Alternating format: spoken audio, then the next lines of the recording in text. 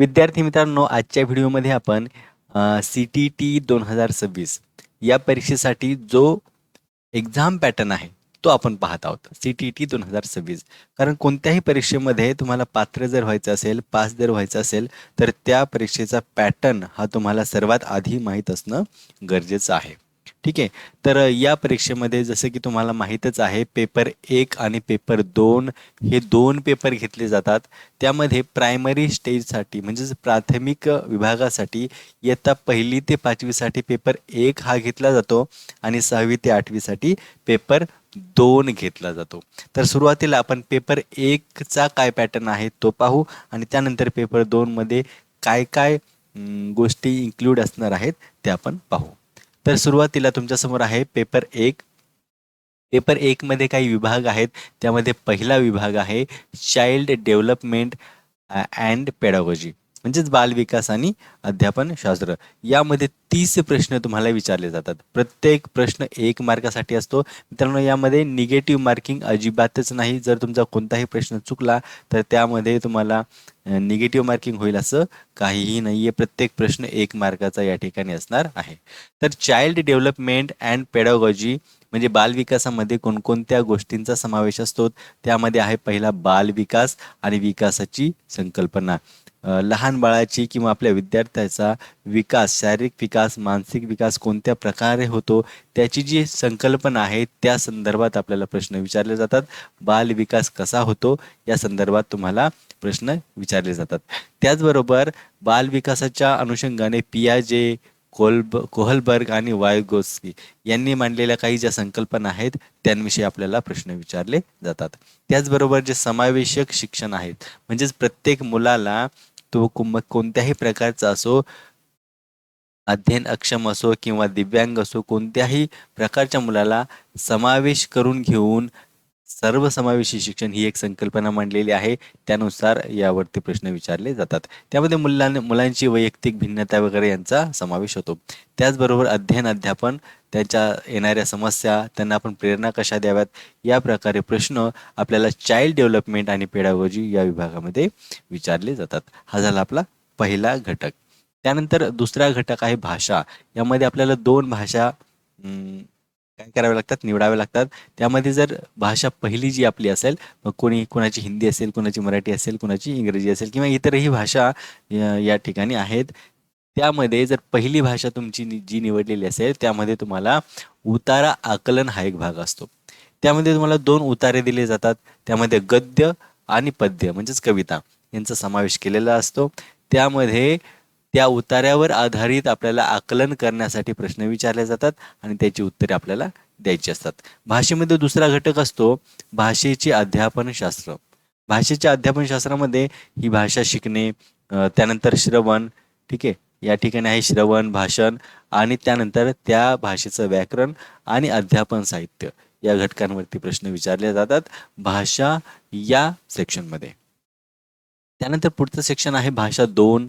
भाषा 2 मध्ये सुद्धा उताराच दिलेला असतो. जी भाषा तुम्ही भाषा 2 म्हणून निवडलेली आहेत त्यामध्ये सुद्धा त्या भाषेचे 2 उतारे दिले जातात आणि त्यावर आधारित व्याकरण व आकलन या घटकावरती आधारित प्रश्न विचारले जातात. त्याचबरोबर भाषा विकास कसा होतो आणि भाषेचे अध्यापनशास्त्र ज्याला आपण पेडागॉजी असं म्हणतो यावर आधारित प्रश्न तुम्हाला भाषा 2 या पेपरमध्ये सुद्धा, या घटकामध्ये सुद्धा विचारले जातात. पुढचा घटक आहे पेपर 1 मध्ये गणित. गणितामध्ये अंकगणित, संख्या प्रणाली, गणिती संकल्पना, त्याचबरोबर भूमिती, वेगवेगळा डेटा, मापन इत्यादी विषयाचे जे काही प्रश्न आहेत आधारित ते विचारले जातात. त्यामध्ये प्राथमिक गणित शिकवण्याच्या ज्या पद्धती आहेत त्यांचा प्रामुख्याने समावेश केला जातात. गणितासाठी सुद्धा हे 30 प्रश्न राखून ठेवलेले आहेत. प्रत्येक घटकासाठी मित्रांनो तुम्हाला 30 प्रश्न राखून ठेवलेले दिसतील. त्यानंतर पुढचा भाग आहे पर्यावरण अभ्यास.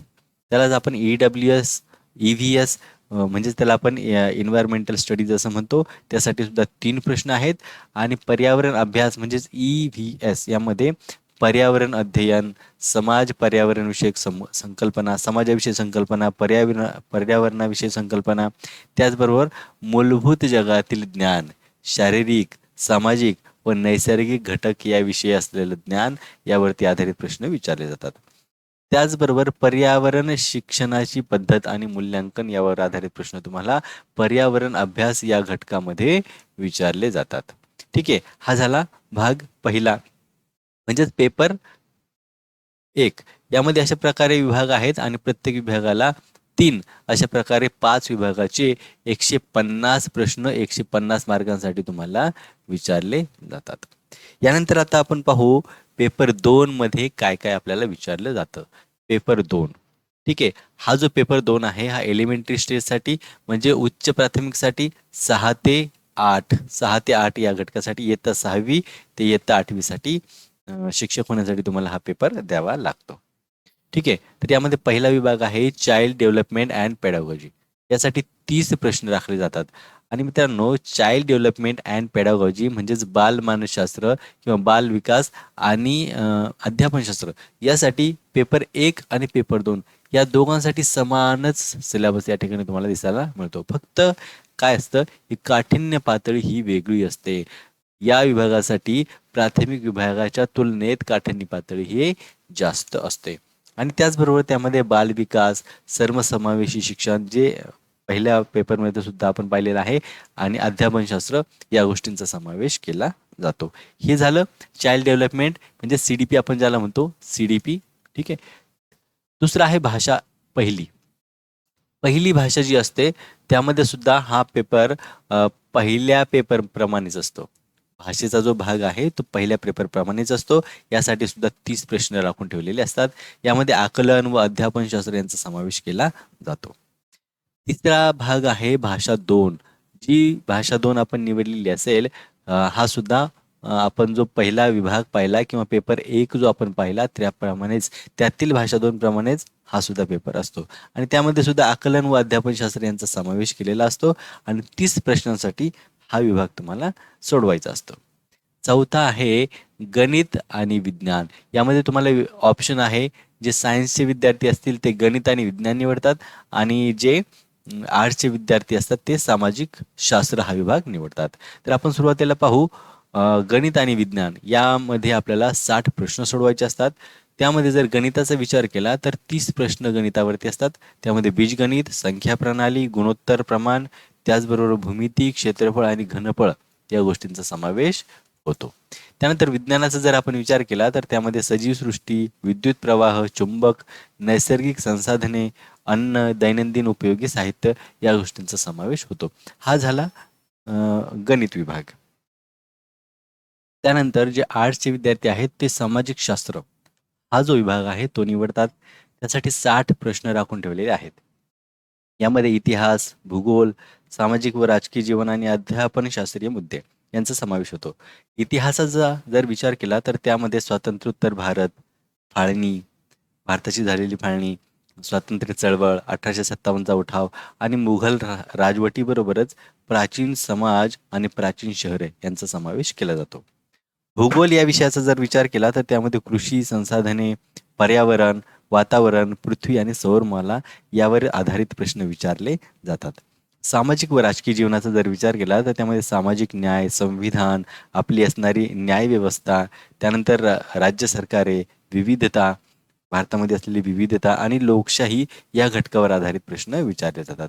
अध्यापन शास्त्रीय मुद्दे यामध्ये सामाजिक शास्त्राचं जे काही स्वरूप आहे त्यावर ते आधारित, वर्गाध्यापन कसं करावं, वैचारिक दृष्टिकोन कसा असावा आणि प्रकल्प कार्य कसं असावं म्हणजे प्रोजेक्ट कसे असावेत यावरती आधारित प्रश्न या घटकामध्ये विचारले जातात. मित्रांनो, याप्रमाणेच आपण जी चर्चा केली यामध्ये वेगवेगळे प्रश्न आणि वेगवेगळ्या घटकामध्ये ही जी परीक्षा आहे ती विभागलेली आहे. ठीक आहे, तर याप्रमाणे जर आपण अभ्यास केला तर आपल्याला नक्कीच जास्तीत जास्त मार्क मिळवण्यासाठी फायदा होणार आहे.